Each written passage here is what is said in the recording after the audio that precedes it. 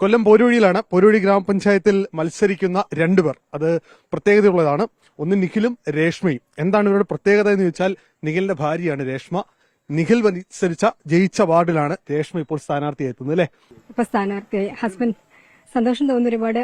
Husband മുൻ വർഷം ഇവിടുത്തെ സ്ഥാനാർത്ഥിയായിരുന്നു, വാർഡ് മെമ്പറായിരുന്നു.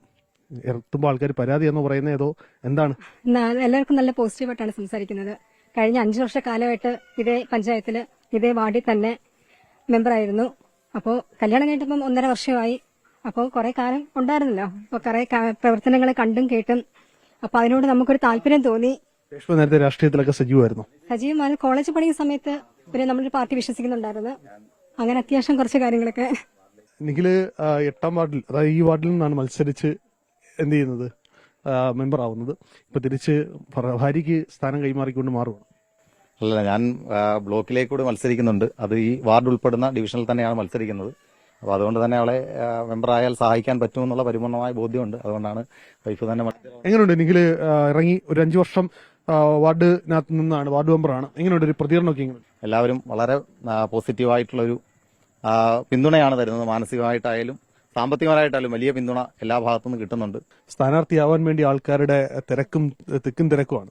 എങ്ങനെയാണ് ഭാര്യ സ്ഥാനാർത്ഥിയാകാൻ തീരുമാനമെടുത്തപ്പോൾ പാർട്ടി നേതൃത്വത്തിന്റെ പൂർണ്ണ സമ്മതം ഉണ്ടായതാണോ? വാർഡ് കമ്മിറ്റിയുടെ പരിപൂർണമായ പിന്തുണ. വാർഡ് കമ്മിറ്റി മുന്നോട്ട് വെച്ച ഒറ്റ പേര് വൈഫിന്റെ പേരാണ്. വൈഫ് ഉണ്ടെങ്കിൽ മാത്രമേ ഒരു പ്രചരണ രംഗത്ത് പോലും സജീവമാകൂ എന്നുള്ള ഭീഷണി വരെ പ്രവർത്തകർ മുഴക്കിയിരുന്നു. ഒടുവിൽ വഴങ്ങി കൊടുക്കേണ്ടി വന്നു. ഒടുവിൽ ഒരുപാട് വിട്ടുവീഴ്ചകൾക്കും വെല്ലുവിളികളെയൊക്കെ അതിജീവിച്ചാണ് ഇത്തരത്തിലുള്ള തീരുമാനത്തിലേക്ക് എത്തിയത്. ഈ പൊതുവെ രാഷ്ട്രീയക്കാരെ സംബന്ധിച്ചുള്ള പരാതി, വിദ്യാഭ്യാസത്തിൽ വലിയ പ്രശ്നമുണ്ട്. പക്ഷേ ഇപ്പോഴത്തെ ഒരു യുവതലമുറ വിദ്യാഭ്യാസത്തിൽ കൂടി വളരെ മുന്നോട്ട് വരുന്നൊരു തലമുറയാണ്. നമ്മൾ ഒന്നി തന്നെ ഒതുങ്ങാതെ കൂടെ പഠിക്കുകയും ഒരു ജോലിയും, അതിനിടയിൽ നമുക്ക് ജനങ്ങൾക്കിടയിൽ അതൊരു വലിയൊരു ഉയർന്നൊരിതാണല്ലോ. നമ്മളല്ലാതെ ഒരു ജോലി വാങ്ങിച്ച് ഒരു സ്ഥാനത്തേക്ക് മാറ്റി ഒതുങ്ങുന്നതിനേക്കാൾ ഉപരി ആൾക്കാർക്കിടയിലേക്ക് ഇറങ്ങിച്ചെന്ന് അവരിൽ ഒരാളായിട്ട് മാറാൻ കിട്ടുന്ന ഒരു അവസരം. തനി രാഷ്ട്രീയക്കാരെ മാറി. അത് നമ്മുടെ കൂടെ അല്ലേ. അപ്പം പൂമ്പിടിയേറ്റുകിടക്കും കല്ലിനുണ്ടാവും സൗരഭ്യം. തീർച്ചയായിട്ടും. ഞാനിപ്പോ ഒരു കുറെ സ്ഥലങ്ങളിൽ ചെന്നു. പക്ഷെ ആദ്യമായിട്ടാണ് ഈ ഭാര്യയും ഭർത്താവ് ഒരുമിച്ച്, അത് 2 സ്ഥാനാർത്ഥികൾ മാത്രമായി ഇത്തരത്തിലൊരു പ്രചരണത്തിലേക്ക് എത്തുന്നത്, ഭാര്യയും പാർട്ടിക്കാരെ കൂട്ടാതെ. എല്ലാവർക്കും അതൊരു മാതൃകയാവട്ടെ. എന്തായാലും രണ്ടുപേർക്കും വിജയം ആശംസകൾ നേരുന്നു. ഒപ്പം തുടർന്ന് ഇവരുടെ യാത്ര അത് നമുക്ക് വഴിയെ കാണാം. എന്താണ് ഇവരുടെ പ്രതീക്ഷകൾ, അല്ലെങ്കിൽ ഇവരുടെ വിജയം എങ്ങനെയെന്നുള്ള കാര്യങ്ങളൊക്കെ വഴിയെ കാണാം. കൊല്ലത്ത് നിന്ന് അരുൺ രാജ്, 24. ലോകത്തെവിടെയായാലും ഏത് സമയത്തും 24 വാർത്തകളും ഓഗ്മെന്റഡ് റിയാലിറ്റി പാക്കേജുകളും എക്സ്പ്ലെയിനറുകളും വിശദമായി കാണാൻ ഞങ്ങളുടെ യൂട്യൂബ് ചാനൽ നിങ്ങൾക്ക് സബ്സ്ക്രൈബ് ചെയ്യാം.